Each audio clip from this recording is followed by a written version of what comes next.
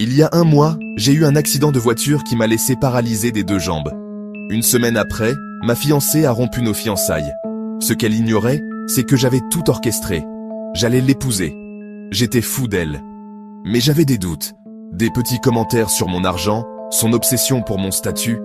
J'ai décidé de la tester, une dernière fois. Avec la complicité de mon meilleur ami médecin, on a monté un scénario. Un accident de voiture. J'ai passé 2 jours à l'hôpital. Le diagnostic était terrible. Paralysie permanente. Fauteuil roulant à vie. Quand elle est arrivée à l'hôpital, elle a joué la comédie. Les larmes, la main sur la bouche. « Je serai toujours là pour toi », elle me disait. Pendant une semaine, elle a été distante. Puis, elle s'est assise au pied de mon lit d'hôpital. Elle m'a rendu ma bague. Elle m'a dit, en pleurant à moitié, qu'elle n'était pas assez forte pour être la femme d'un handicapé, qu'elle méritait une vie normale. Elle est partie.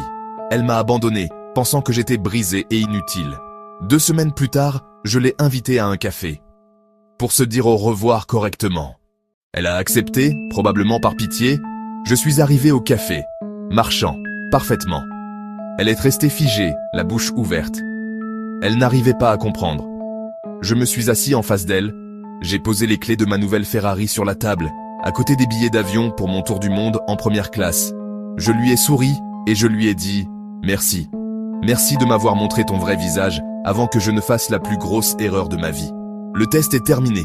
Tu as échoué. » Je me suis levé, j'ai laissé 50 € sur la table pour son café et je suis parti sans un regard en arrière. Son visage décomposé par la cupidité et le regret, c'est la plus belle chose que j'ai vue de toute ma vie.